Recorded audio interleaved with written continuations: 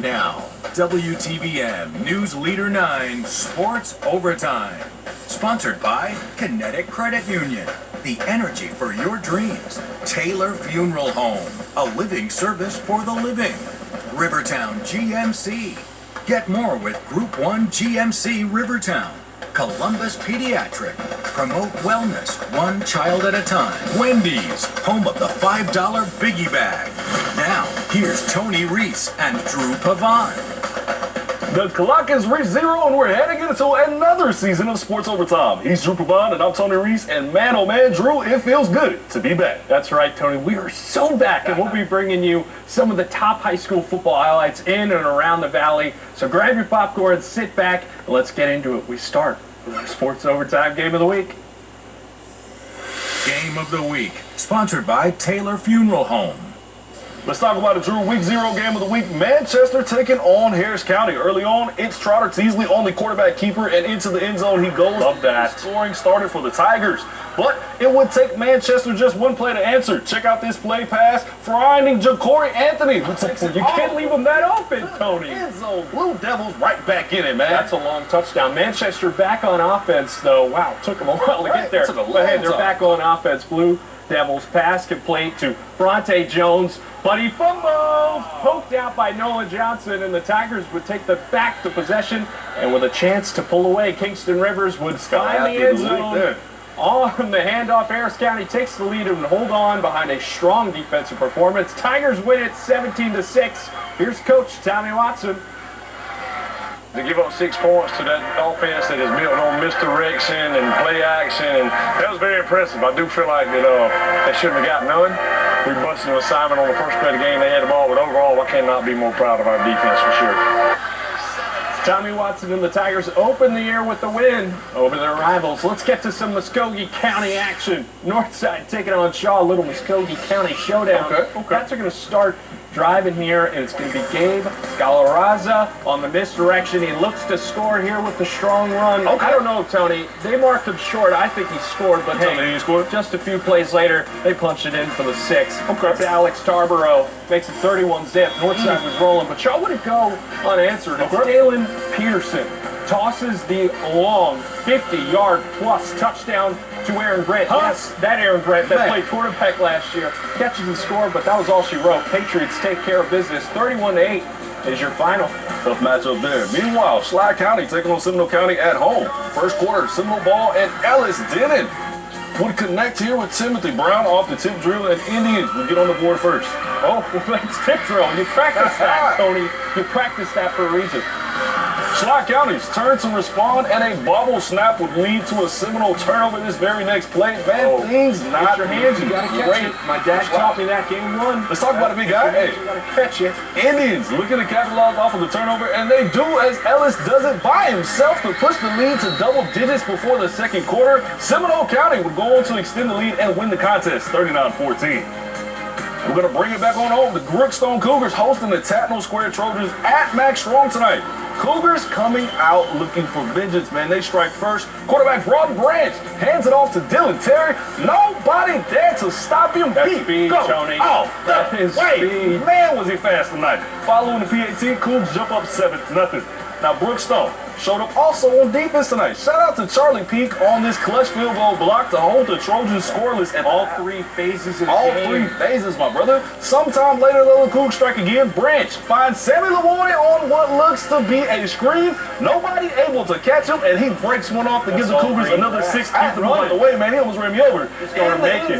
Brookstone beats Tatnall Square in dominating fashion, 49-6. Well, don't you wait, because coming up, the reigning 2A state champion Carver Tigers return to the gridiron up in Whitewater. Man, that and so much more coming up after the break.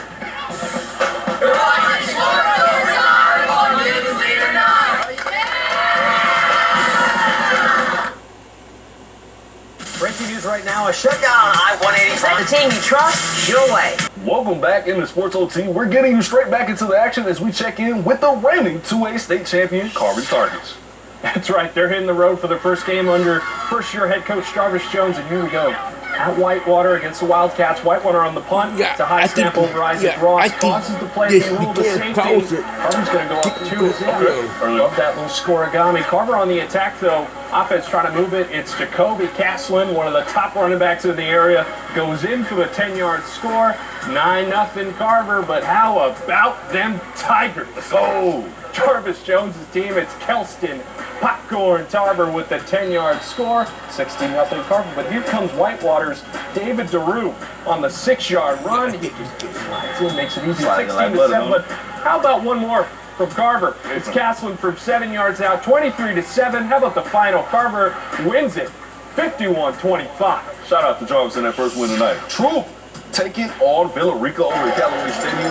We are going to start off in the second quarter with Troop County on defense. And boom, a clutch sack on third down by junior Manya Johnson. That would set up the putt to put Troop County back on offense. And the very first play of the drive, Javarish Warner taking it 40 yards to the house. Gets a stud. And he just coasted into the end zone. Now we round out the second quarter on a good note. Senior quarterback Garrison Edwards, that baseball state champion there, connecting with his classmate Desmond Cunningham for the contested catch that results in another 6 points. Troop hitting big tonight. Come on, look at that throw. 42-31. And they're rolling. Battle of the Flint over in Crisp County tonight. Sumter County taking on Crisp County. How about it? Panthers on the 1-yard line. It's going to be the quarterback, Ishmael Jones. He's going to bully his way into the end zone. Sumter County leads 6-0 with the celebration to follow, but that celebration doesn't last long. How about the extra point blocked by the Cougs, Ty King? Panthers not backing down second. Glendon Hill with the one heck of a punt return. Panthers running back Aaron Curse. He's a stud too. Yes, sir. The cherry on top right before the half. Sumter County holds on to win 23-15. Like the win there. Meanwhile, Chatco opening up their season against Mount Zion. Jumping into the third quarter now. Chatco down big. And Jaden Aki comes up with the strip sack here to place the Eagles in the red zone. That's always a tough one. Meanwhile, the Eagles using that turnover to extend the lead. We have Keziah Aki shedding would-be tacklers, bounces outside for the score. I see there must be a resemblance there, man. Those guys are some studs, it looks like. Next up, Panthers in the red zone, trying to make something happen, and they would turn it over at the goal line. That was all she wrote. Mount Zion handles Chatco at home, 27-6. Well, hey, Tony, what about the Kendrick Cherokees back home hosting Walker over at Otis Spencer today? And the Cherokees, they're a sleeper team this year. And how about the first play on offense? Because it's Lavasco Williams who goes all the way to the 65 yards, rolling. Kendrick up 6-0. And how about the Cherokees defense, though? Jolly Berry with the sack to force the turnover on downs, getting the pressure. The offense back at it, knocking on the door from inside the 5. It's the big tailback Tyrese Pitt. Bowling balls his way into the end zone for Kendrick. They stay rolling. Final score. How about the Cherokees? They win it 26-8. Hey, man. They knock it. We bounce back over to Rome for a recap on the Corky Kale Classic between LaGrange and Cass. More sports on T just after the break.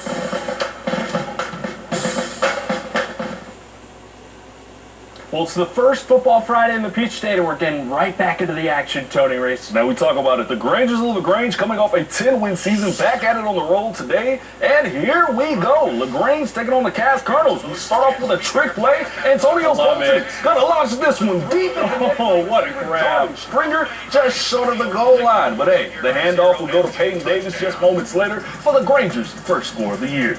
Meanwhile, Cass backed up at their own goal line, and this would be a strip sack. We've seen a couple of those tonight. Senior edge rusher Noah Outland on the sack for the Grangers. His second touchdown of the game. Defense wins championships, Tony. Just before halftime, Dylan Barber dropping back, drops this dime deep into the end zone, finding he's got Calvin Snowberger to make the lead 20-0 at half. Ain't it nice? And they wouldn't look back. The Grangers come out and win it 27-7. That's how you take care of business, Tony. But hey, what about Columbus High?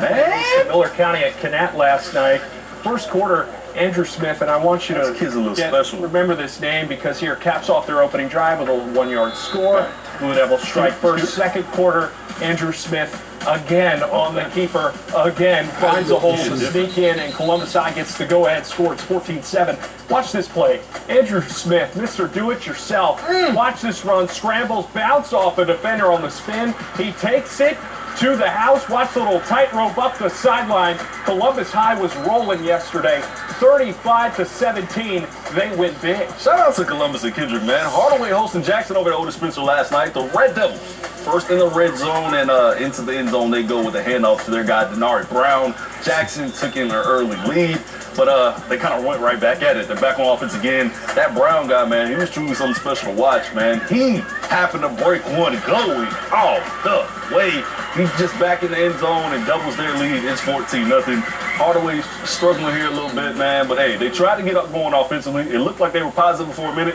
Then this one will be picked off by Maddox Powell. That will cap off a dominant first half by the Jackson Red Devils. It'd be 28-0 at the time. They finished with the win that night on 38-0. So shout out to Hardaway trying to get back the next week. Hey, Tony, don't worry, though. Still ahead, more Corky Kell classic action as we highlight the Callaway Cavs versus the Prince Avenue Christian Wolverines. And there have been so many top plays on the night, but only a few can make our Play of the Week segment. The best of the best after the break.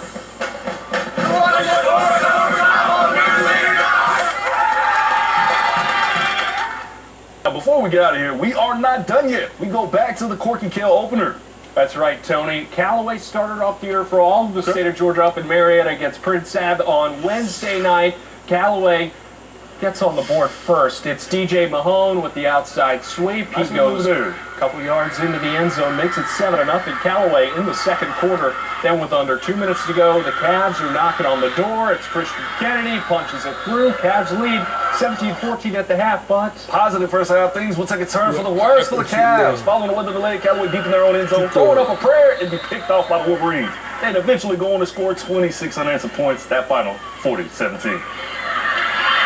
Get better from it. You know, they got a great football team, and I think they handled the long game, the rain, the delays better than we did. So, you know, that's just something, that's adversity that we got to do a better job with and clean up a whole lot of stuff. So, obviously, there's a lot of room for improvement, and that's what we got to do. I thought we were physical, but, you know, we just got to do a better job playing like that for 4 quarters. Well, our third annual State Line Showdown returns. We'll be headed to Callaway Stadium on August 28th. The Callaway Cavs will play host to the Opelika Bulldogs. Both Drew Pavan and I will be on the call, and we have a jam-packed show here on WTVM. Play of the Week, sponsored by Rivertown GMC. Man, we get started with a look at our first play of the week. Candidate of the season is Manchester's Ja'Cory Anthony taking this play action pass to the house. that's a long touchdown. On the board. Hey, that's a good option. But hey, next up, how about some love for the defense? Brooks Jones, Harrison Baker laying the boom, forced the ball out. Statement wing. Hey, that's for the tough. Cougs tonight. Option number 3, though, from last night, Columbus High's Andrew Smith, Mr. Do It himself. Watch that run yet again. Scrambles out the pocket, turns on the Jets, and takes it to the house. He leads Columbus High to that 35-17 win over Miller County. And, man, y'all know how it goes. You can get involved. Head on over to WTVM.com. Click on the Sports Overtime tab. Cast your vote for best play. Winner announced on Thursday. Hey, but let's say hello to Harris County's Kingston Rivers. This senior can work on both sides of the ball. He's this week's Scholar Athlete of the Week. Yes, sir. Making plays in the classroom, too. Says football runs in the family, so he knows what it takes to be a student athlete. He's got a 3.8 GPA. Looks to step up for the Tigers this season. We saw that touchdown. No. Find out all about our newest Scholar Athlete of the Week on our website at WTVM.com. Drew, and just like that, the first Sports OT of the 2025 season in the books, my guy. Tony, no doubt about it. We saw some great games tonight. We can't wait to see how the rest of the season plays out. But before we go, here's a recap of some of the top plays from tonight. Have a good night. We'll see you next Friday when the clock reaches 0. We get some Alabama action, too. Have a good night.